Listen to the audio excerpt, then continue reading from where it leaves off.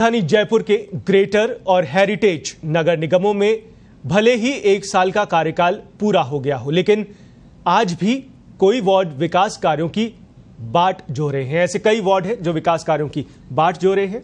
Greater नगर निगम का आलम तो यह है कि अब तक एक वार्ड में भी काम पूरा नहीं हो चुका है। 30 वार्ड ऐसे हैं जहां पर अब भी विकास के काम चल रहे हैं, बाकी का विकास कागजों में ही उलझा हुआ है। जनता को सड़कों से लेकर पार्कों के सही होने का अब भी इंतजार है। उप महापौर सहित एक अन्य पार्षद ने निगम को एक भी अभिशंसा पत्र नहीं भेजा है। वहीं हेरिटेज नगर निगम की बात करें तो हेरिटेज नगर निगम के कामकाज को लेकर जयपुर शहर भाजपा ने कल ब्लैक पेपर जारी किया, जिसमें नगर निगम की कार्यशैली पर सवाल उठाए गए। वहीं दूसरी ओर हेरिटेज नगर निगम ने अब तक 28 करोड़ के काम पूरे कर लिए हैं, जबकि 122 करोड़ के काम प्रगति पर है। यह निगम विश्व विरासत में शामिल परकोटे को बचाने के लिए बनाया गया था, फिर भी इसे संवारने के नाम पर अब तक कोई बड़ी उपलब्धि इसके खाते में नहीं आई है। इसी मुद्दे पर आज हम बड़ी चर्चा भी कर रहे हैं और इस खबर पर चर्चा करने के लिए हमारे साथ स्टूडियो में मौजूद हैं वरिष्ठ सहयोगी अश्विनी भदौरिया जी। अश्विनी, बहुत बहुत स्वागत आपका। अश्विनी जी, इस तरह की रिपोर्ट हमने दर्शकों को बताई कि 1 साल बोर्ड को हो गया है, चाहे जयपुर हेरिटेज की बात करें या जयपुर ग्रेटर नगर निगम की बात करें। कई वादे किए गए थे, कई प्राथमिकताएं बताई गई थी जब ये बोर्ड का गठन हुआ था। इनके मेयर जो थे उन्होंने भी बड़ी बड़ी बातें की थी। 1 साल गुजर गया है, क्या कुछ हालात हैं दोनों नगर निगमों की बात करें तो? जी नकुल जी, अपने दर्शकों को बताना चाहूँगा कि जब हेरिटेज नगर निगम और ग्रेटर नगर निगम, जब जयपुर नगर निगम को 2 हिस्सों में बांटा, तो उसके बाद जब नया बोर्ड बना तो उसके बाद जो मेयर बने उन्होंने कई वादे किए।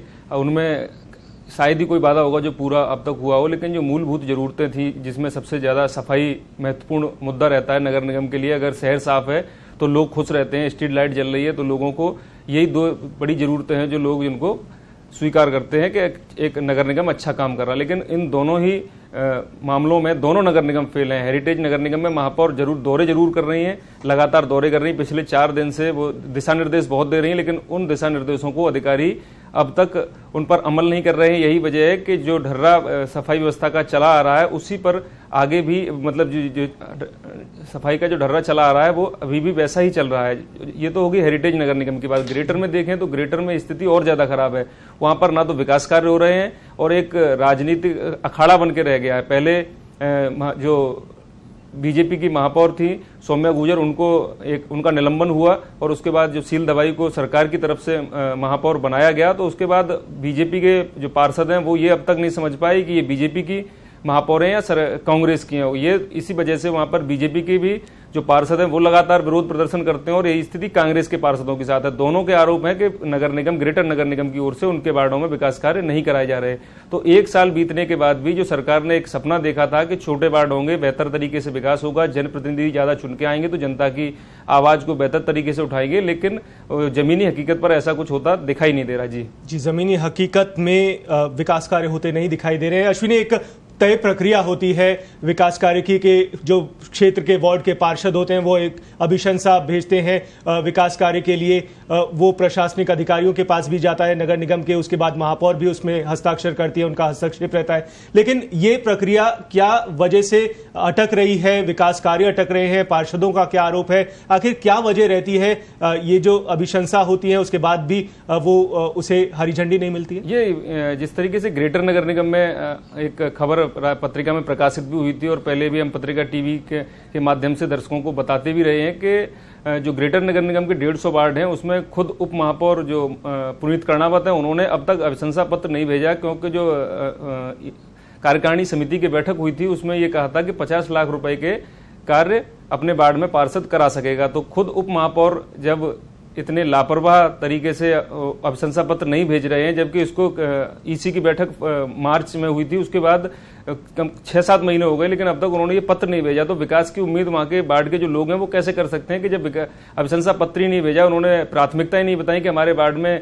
सड़क की जरूरत है, सीवरेज सही करना है, तो उसके बाद विकास कार्य नगर निगम कैसे कराएगा। एक अन्य दूसरे भी पार्षद हैं, तो केवल 2 लोग ऐसे हैं जिन्होंने अब तक अभिशंसा पत्र नहीं भेजे, और जिन पार्षदों ने अभिशंसा पत्र भेज भी दिए उनमें अब तक विकास कार्य शुरू नहीं हो पाए।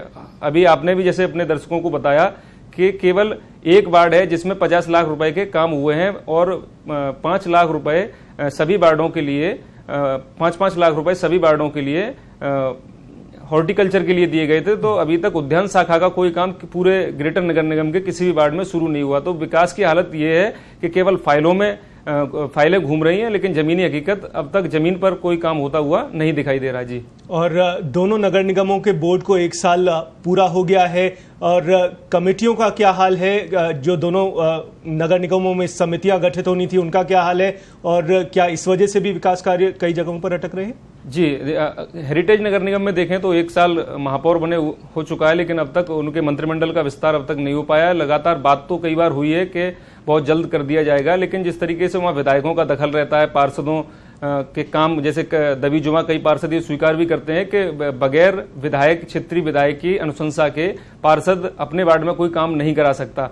आमतौर पर कई देखने में भी आता है कि जब स्ट्रीट हाई मास्क लाइट लगती है, वाटर कूलर लगते हैं, या सड़कों के शिलान्यास तक महापौर तो बाद में पहुंचते हैं, लेकिन जो क्षेत्रीय विधायक हैं वो वहां पर पहुंच के उनके उद्घाटन कर रहे हैं। तो कहीं ना कहीं एक पार्षदों की पीड़ा भी है, हालांकि साफ तौर पर सामने आके कहने से बचते हैं, क्योंकि बोर्ड कांग्रेस का, विधायक कांग्रेस के, तो कार्रवाई का डर भी रहता है कांग्रेस के पार्षदों पर, इस वजह से बचते हैं। लेकिन जो सवाल था अपना समितियों को लेकर, तो 1 साल में अब तक समितियों का गठन हेरिटेज नगर निगम में नहीं हो पाया। वहां सबसे बड़ी दिक्कत आ रही है कि जो 8 निर्दलीय पार्षद कांग्रेस को जिन्होंने वोट दिया और उनके सहयोग से बोर्ड बना, उनको इसमें स्थापित करा पाना बड़ा मुश्किल हो रहा है। किस तरीके से उनको समितियां दी जाएं, क्योंकि वो सभी अच्छी समितियां चाह रहे हैं, और जो कांग्रेस के पार्षद हैं उनका इसमें लगातार विरोध चला रहा है। जहां तक ग्रेटर नगर निगम की बात है तो वहां पर समितियां तो बना दी, लेकिन समिति केवल 6 समितियां हैं जिनका काम, जिनके मिनट्स जारी हो रहे हैं, उनके आधार पर काम किए जा रहे हैं। बाकी जो समितियां बची हुई हैं उनके लिए खुद ग्रेटर नगर निगम के आयुक्त ने डीएलवी को एक पत्र लिखा है और उनके काम करने के तरीके पूछे कि किस तरीके से काम हो सकते हैं, और डीएलवी ने अब तक कोई जवाब नहीं दिया। तो ये भी कहीं ना कहीं एक, भले ग्रेटर नगर निगम में समितियां गठित हो गई हों, लेकिन ये जो बोर्ड बीजेपी का और राज्य में सरकार कांग्रेस के होने की वजह से वो समितियां भी बेहतर तरीके से काम नहीं कर पा रही जी। और अश्विनी, 1 साल के लगभग वक्त में कई उतार चढ़ाव देखने को मिले हैं नगर निगम में। एक बड़ी बात भी सामने आई थी ग्रेटर नगर निगम में, खासतौर से भ्रष्टाचार बड़े पैमाने पर उजागर हुआ था। मेयर जयपुर की जो ग्रेटर की मेयर रही है वो खुद इसके कटघरे में आई थी। किस तरह से देख रहे हैं भ्रष्टाचार, कमीशन खोरी नगर निगमों में किस तरह से व्याप्त है? अभी भी जब 1 साल पूरा हो रहा है तब किस तरह से इसको देख सकते हैं? जी बिल्कुल, जिस तरीके से जो जून में एक बीबीजी कंपनी ने हड़ताल की थी, उसके बाद सौम्या गुजर का निलंबन हुआ, और उसके बाद एक वीडियो वायरल होता है जिसमें उनके जो पति हैं राजाराम गुजर, वो एक 20 करोड़ रुपए की डील करते हुए बीबीजी कंपनी के अधिकारियों के साथ एक बातचीत बाकायदा वायरल होती है। तो भ्रष्टाचार कोई बड़ी बात नहीं रही है नगर निगमों में, क्योंकि जो निकाय हैं इनमें भ्रष्टाचार होता है। आप ये देख सकते हैं कि जिस तरीके से अभी प्रशासन शहरों के संग अभियान चल रहा है, इनमें फाइलें रोक के रखी जा रही, बेवजह रोक के रखी जा रही हैं।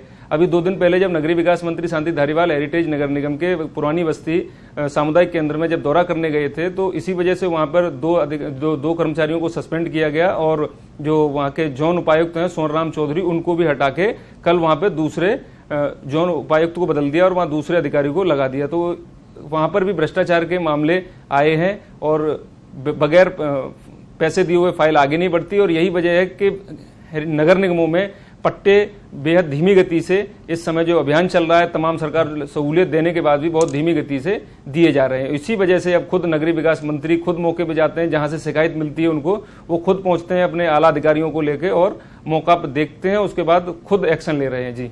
और ठीक है अश्विनी जी, आपने कई बातें बताई हैं कि किस तरह से नाकामियां रही हैं, किस तरह से कार्यशैलियों पर सवाल उठ रहे हैं दोनों नगर निगमों के। लेकिन अगर बात करें उपलब्धि की, 1 साल के दौरान इन दोनों नगर निगमों के बोर्ड को हो गए हैं, क्या मानकर चलें, क्या कुछ उपलब्धि कही जा सकती है निगमों की? उपलब्धि तो कोई विशेष उपलब्धि तो दोनों नगर निगमों की पहले 1 साल में नहीं रही।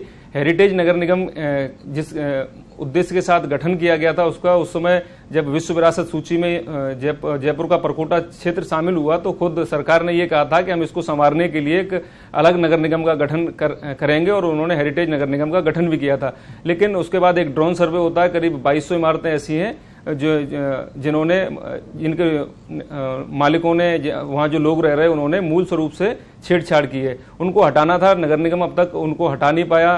ट्रैफिक मैनेजमेंट एक बहुत व्यवस्थित करना था, वो नहीं कर पाए। बरामदों से अतिक्रमण हटाने थे। एक ऐसा शहर विकसित करना था जहां लोग पैदल घूम सकें, जब सैलानी आए तो वो दुकान जो बरामदे हैं उनमें आराम से घूम सकें और पूरा शहर पैदल चल के वो देख सकें कि ये विश्व विरासत है। और ये जब स्थापना की गई थी उस समय इसका स्वरूप कुछ ऐसा दिखता था। तो साल भर में हेरिटेज नगर निगम ने एक भी ऐसी काम जो विश्व विरासत के लिहाज से जयपुर के परकोटा क्षेत्र में नहीं किया जिसमें वो ये कह सकें कि हमने विश्व विरासत को बचाने के लिए ये काम किया है। तो उपलब्धि ना तो हेरिटेज के पास है ना ही ग्रेटर नगर निगम के पास है। ग्रेटर नगर निगम में देखें तो विवाद लगातार हुए हैं और यही वजह है कि वहां पर ना तो विकास कार्य हो रहे हैं। उपलब्धि तो बहुत बड़ी बात होगी उनके लिए। तो ये मानकर चलें कि साल भर का कार्यकाल जिस तरह का बीता है, आने वाला वक्त भी लगभग कुछ इसी तरह से बीतेगा और जनता को जो सहूलियतें मिलनी चाहिए, जो मूलभूत सुविधाएं नगर निगम की तरफ से मिलनी चाहिए, वो शायद ही मिले। जी बिल्कुल, जिस तरीके से हालात बने हुए दोनों नगर निगमों के, तो इसमें कोई बड़ी बात नहीं है कि आने वाले अगर स्थिति में कोई बदलाव नहीं होता, सुधार नहीं होता, तो जनता